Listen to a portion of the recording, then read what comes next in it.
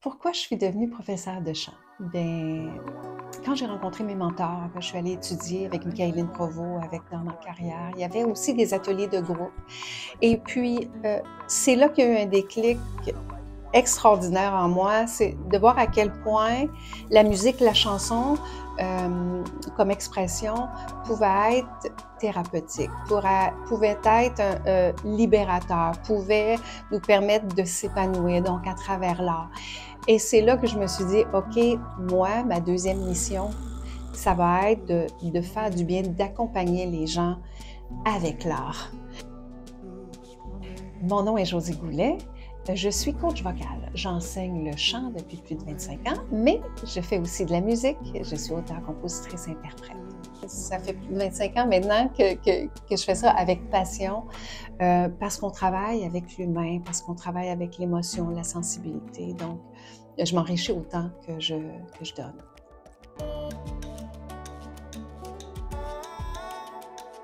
Alors, nous sommes présentement au Studio 15, mais c'est le studio d'enseignement où je travaille, où je reçois des artistes débutants jusqu'à professionnels qui viennent apprendre la technique vocale, l'interprétation, l'art scénique, mais qui viennent travailler sur des projets. Mais surtout, une partie essentielle de mon travail ici, c'est de nourrir la confiance de ces artistes-là. Fait qu'on travaille sur scène avec éclairage, micro, toute la technique, donc pour être le plus près de la réalité possible d'un spectacle que l'on donne. Donc, c'est un petit laboratoire de la chanson où il se passe plein de magie. J'ai commencé à écrire des chansons quand j'étais adolescente. Donc, j'ai commencé très jeune, comme ça, intuitivement. Je faisais la musique des autres, je jouais du harmonium à l'école, etc. Mais je commençais quand même à écrire des chansons. Évidemment, aussi, j'ai suivi des ateliers. Je suis allée au camp musical de Petite-Vallée. Donc, je suis allée chercher toutes sortes d'outils aussi, des livres, toutes sortes d'outils. Mais la musique, pour moi, demeure intuitive. Je fais de la musique par oreille, puis j'écris quand même par intuition. Puis, ben, ça a donné ce que ça a donné, mais avec l'expérience et tout ça. Donc, c'est surtout intuitif. Mon processus de création, bien, c'est surtout l'autorisation, le temps, l'autorisation à m'arrêter. Donc, quand il arrive une phrase, une musique, je donne une place importante à ma créativité maintenant. Lorsque j'ai écrit l'album, évidemment, il y a eu une inspiration très forte, une réflexion sur l'essentiel, sur la vie, parce que j'avais côtoyé la fragilité de la vie dans des événements personnels, dans ma famille. Alors, j'ai vraiment ressenti le besoin de m'exprimer, puis c'est à travers la musique que c'est arrivé. Ma façon de travailler, moi, c'est à la fois l'écriture et la musique. Donc, si j'ai une inspiration, j'arrête tout ce que je fais. Je prends le temps, j'accueille ça, mais ça me prend de la musicalité avec les mots. Donc, il est très rare que je vais écrire un texte à part, puis une musique à part. Donc, c'est vraiment, il faut que moi, mes mots soient chantés. Alors, pendant toute cette année-là, j'ai accueilli plein de chansons qui ont fait un album, finalement. Et puis, dans le processus de création, il y a aussi les arrangements musicaux. Donc, aller en studio, travailler avec des musiciens professionnels qui sont venus mettre des belles couches de sensibilité, de musique à mes mots. Évidemment, il y avait des défis aussi au niveau du financement. Donc ça, c'était le projet artistique dans lequel il y avait un investissement, le plus grand investissement que j'ai jamais fait. C'est vraiment un grand rêve que je réalisais. Alors, j'ai dû faire appel au sociofinancement. Puis le sociofinancement, c'est un travail, c'est un projet à part en soi qui demande énormément de temps et d'énergie, mais c'est ce que j'ai fait. C'est ce que j'ai mis vraiment tout la rigueur possible, puis ça a fonctionné. Donc, mon réseau pour lequel j'avais travaillé pendant toutes ces années-là dans différents projets était au rendez-vous, puis ont vraiment voulu m'encourager. Donc, ça m'a permis de réaliser l'album, certainement. Sans ça, ça n'aurait pas été possible. Le moment le plus difficile dans mon parcours musical, c'est définitivement la pandémie.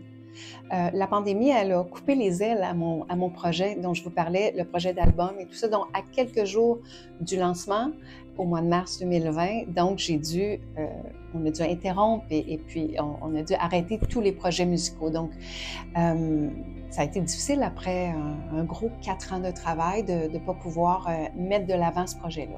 Mais la pandémie m'a aussi permis de me dépasser et d'être créative. Au moment où on pouvait reprendre les spectacles, on avait l'obligation d'être dans des salles où il y avait très peu de personnes.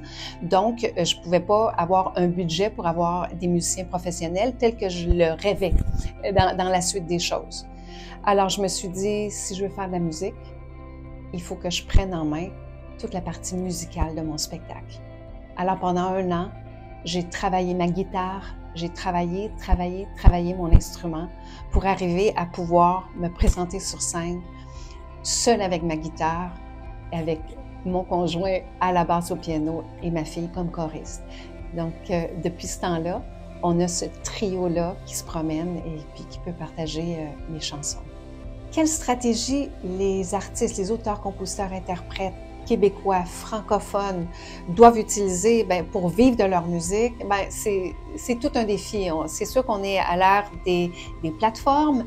Avec les droits d'auteur, évidemment, c'est pas avec ça qu'on peut vivre, mais les artistes doivent définitivement s'autoproduire, être indépendants et donc prendre en charge tout le processus des réseaux sociaux. Donc, qu'il s'agit de la création d'une communauté de fans par laquelle ils vont pouvoir effectivement vendre des spectacles, vendre des billets, de la marchandise, etc. Donc, maîtriser tout ce médium-là et puis aussi maîtriser la technologie pour enregistrer la musique, pour avoir un studio maison.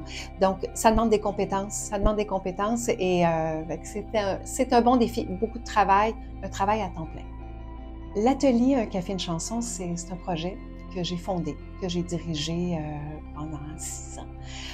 Ça répondait, moi, à un appel, un plaisir que j'ai immense à travailler avec des jeunes créateurs, mais aussi du fait que dans la Rive-Nord, dans la Naudière, il n'y avait pas de projet comme on retrouvait à Montréal, des répétitions publiques, des lieux où des jeunes de la relève pouvaient prendre l'expérience, venir rencontrer un public.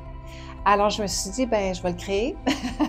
Alors, au 2e étage de la brûlerie de la Rivière, dans le Vieux-Terrebonne, j'ai monté ce projet-là pendant 6 ans, qui accueillait justement des jeunes de la relève en musique, en chanson originale, et aussi des artistes en art visuel qui, eux aussi, n'avaient pas la chance d'avoir accès à des galeries puisqu'ils débutaient.